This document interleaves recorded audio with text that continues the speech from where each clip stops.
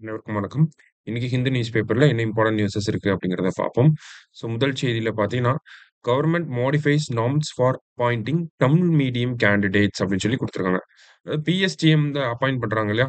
அந்த பிஎஸ்டிஎம் தொடர்பான ஒரு சில விதிகள வந்து மாத்தியிருக்காங்க. ஓகேவா? பிஎஸ்டிஎம் அப்படின்னாலே நமக்கு பிஎஸ்டிஎம் ஆக்ட் அப்படிங்கிறது 2020ல கொண்டு வந்திருப்பாங்க. சரிங்களா? பிஎஸ்டிஎம் சட்டம் அப்படிங்கிறது 2020ல வந்து கொண்டு வந்திருப்பாங்க.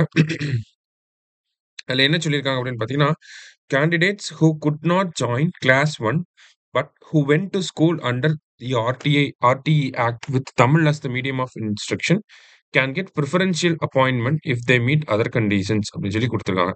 ஓகேவா? அதாவது இப்ப நமக்கு தமிழ் வழி கல்வி பிஎஸ்டிஎம்ல நம்ம ரிசர்வேஷன வாங்கணும்னா என்ன பண்ணியிருக்கணும்? 1வதுலருந்து 12வது வரைக்குமே நம்ம தமிழ் மீடியத்தில படிச்சிருக்கணும்.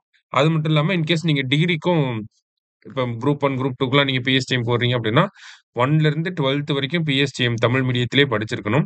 அதேமாரி டிகிரியுமே தமிழ் மீடியத்தில படிச்சிருந்தா தான் நம்மனால பிஎஸ்டிஎம்ம கிளைம் பண்ண முடியும் பொதுவா. இதே குரூப் 4 அப்படின்னா 12த் வரைக்கும் நம்ம தமிழ் மீடியத்தில படிச்சிருந்தாலே, அதுக்கு உண்டான பிஎஸ்டிஎம்ம நம்ம கிளைம் பண்ணிக்க முடியும். சரிங்களா? அப்ப ஒரு இந்த மாதிரி ஒரு சில ஆட்கள் வந்து இருப்பாங்க. ஒரு சில பேர் என்ன பண்ணியிருப்பாங்க அப்படின்னா, 1ஆம் வகுப்பு வந்து தமிழ் மீடியத்தில படிச்சிருக்க மாட்டாங்க. அதுக்கப்புறமா ரைட் டூ எஜுகேஷன் ஆக்ட் மூலியமா மத்த வகுப்புகள் எல்லாத்தையுமே தமிழ் மீடியத்தில படிச்சிருப்பாங்க. அந்த மாரி ஆட்கள் இருப்பாங்க இல்லையா? அதான் இங்க குடுத்துருக்காங்க.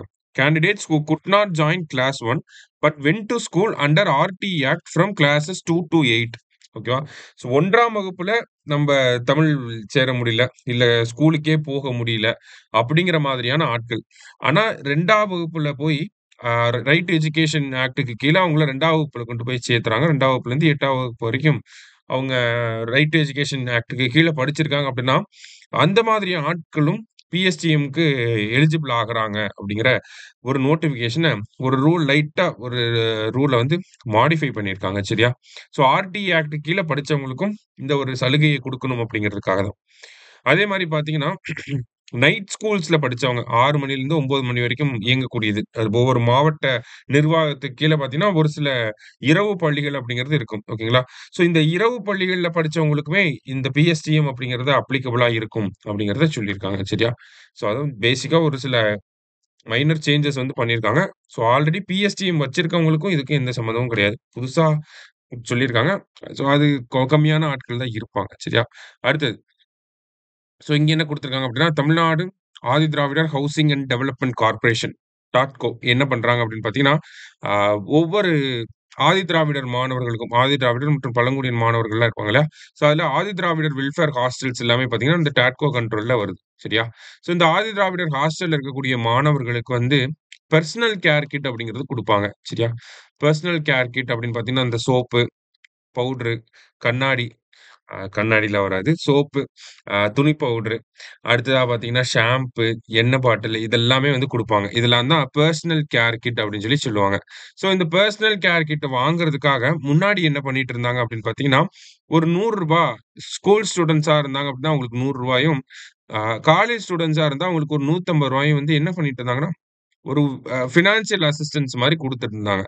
இப்போ இந்த ஸ்கீம ஸ்கிராப் பண்ணிட்டு என்ன பண்ணியிருக்காங்க அப்டின்னா, பொலிவு அப்டின்னு சொல்லி ஒரு சொசைட்டியா ஆரம்பிச்சிருக்காங்க. ஓகேவா?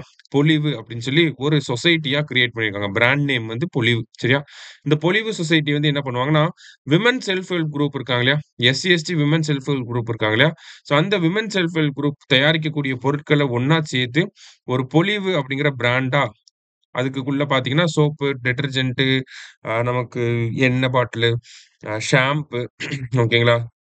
இந்த மாதிரியான பெர்சனல் கிட்ஸ் எல்லாமே வந்து இருக்கிற மாதிரியான ஒரு பிராண்ட உருவாக்கியிருக்காங்க. அது பேரு தான் பொலிவு அப்படிங்கிற பிராண்ட். சரியா? நமக்கு எக்ஸாம் பாயிண்ட் ஆஃப் வியூல தெரிஞ்சுக்கணும் அப்படின்னா, இந்த பொலிவு அப்படிங்கிறது என்ன அப்படின்னு சொல்லி கேட்கலாம். ஒரு பெர்சனல் கேர் கிட்.